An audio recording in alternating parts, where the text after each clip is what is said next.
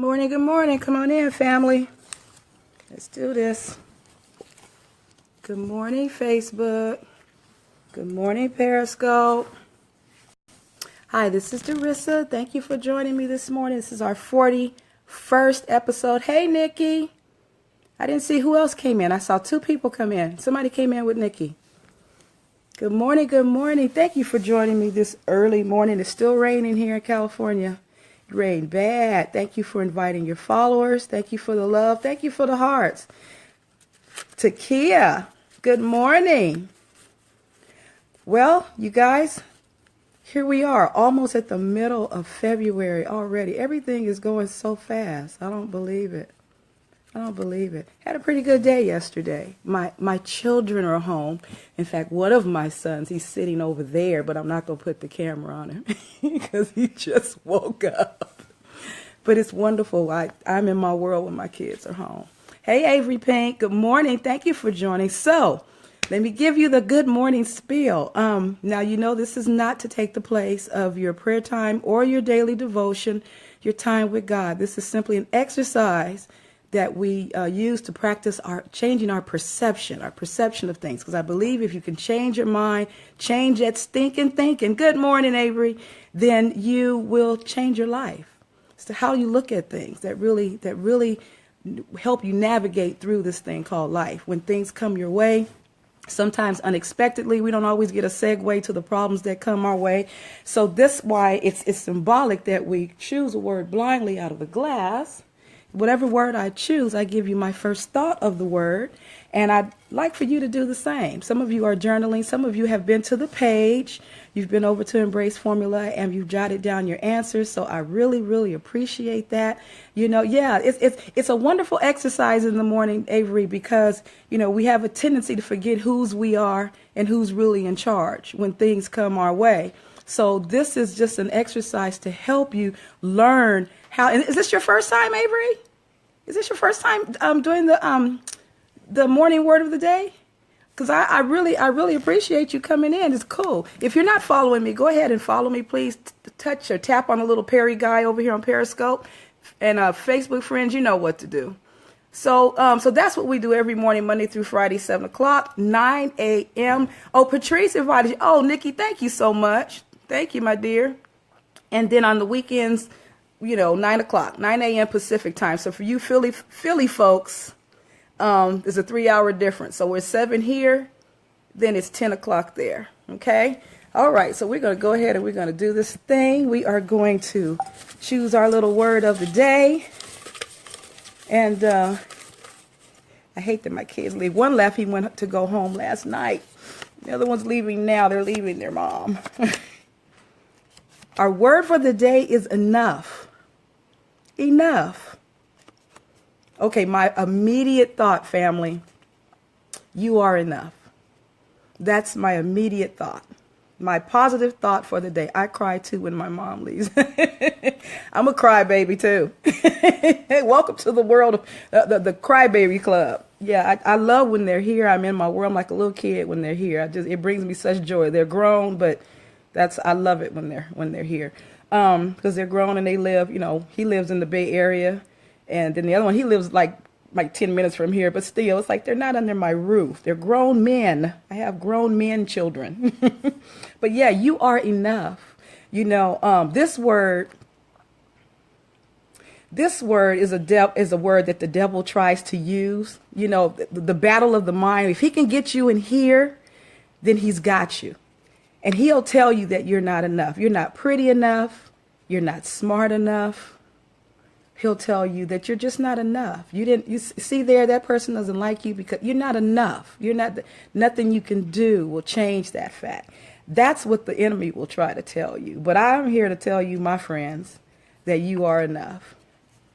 God created you. You are his masterpiece. You are his masterpiece. You are priceless. You are rare. You are unique. And when you think about how many people have graced this planet since the beginning of time, and that's a lot of people, there has never been another you.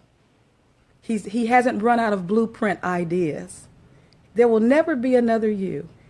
You bless the world with your presence. Everything that you are, everything that he created you to be. And you're still evolving. We all still learn a little bit more about ourselves every day, the older we get. You are a rare gem. To him, you are enough for him to give his only son. He thought that much of you because your ransom, how's this? Your ransom was a high price, but he paid the price. Who would do that for someone that they didn't care about or who they didn't think or deem valuable? You are enough. This is a cool word. This is a cool word. So I challenge you to remind yourself throughout the day when the enemy tries to rear his ugly little head and tell you that you're not pretty enough. You know, I was that little girl that got teased all the time.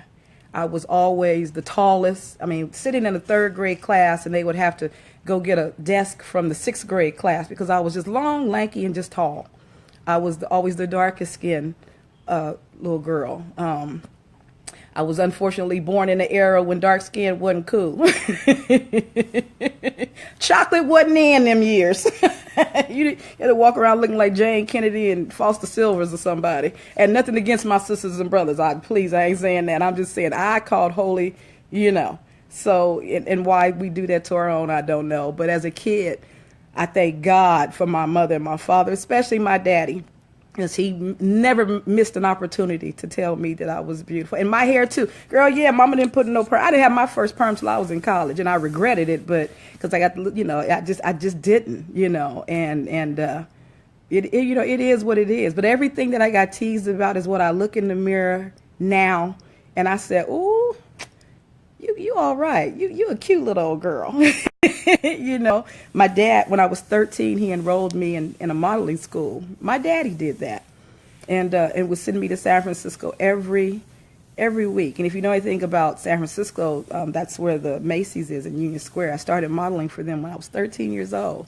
And now, of course, that was many pounds ago, and many years ago. I'll be 53 next month. So, oh my gosh. So I'll be pretty much celebrating my 40. That's why we love it. But, oh, God bless you. Thank you, Nikki. I be celebrating my 40th year. I need to pull out my old modeling pictures and reminisce. But yeah, my daddy did that for me. He did that for me. And you know, and not that I needed validation so much. Now I've grown, I know that, because as a kid I did not think I was enough. I did not think I was enough. Because that's what the world told me. You know what I'm saying? Inside my walls of my house, I was good. I was good. I was the bomb diggity because my parents saw to it. But the world can be cruel. And so that's why I'm saying to you, you can walk outside your doors and there's so many things from TV to ads to, you know, people you work with, your boss, you know, passing you over for a job, or just it could be anything where the world is telling you you're not enough. But my friend, you are. You are more than enough. If the creator of all things says so, you are fearfully and wonderfully made. And wonderfully made. So if the creator of all things has that opinion about you, then who are you, my dear, to argue that fact? Live it. Wear it. Own it. Okay? So I challenge you to remind yourself on a constant basis that you are enough. Okay, that is our word of the day. I thank you so much for sharing. I thank you, my sisters, for the love and the hearts. I appreciate you. I'm sweating on my nose, just like my daddy. Look at that. Look at that. That's a McAllister thing. That's that Philly thing right there, Nikki. All my people, they know.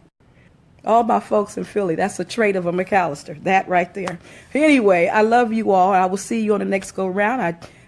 You're laughing at me, okay? Embrace your life, embrace your purpose, cherish your time. God woke you up this morning and giving you another chance to get it right. Don't blow it, y'all. Love you. See you next time.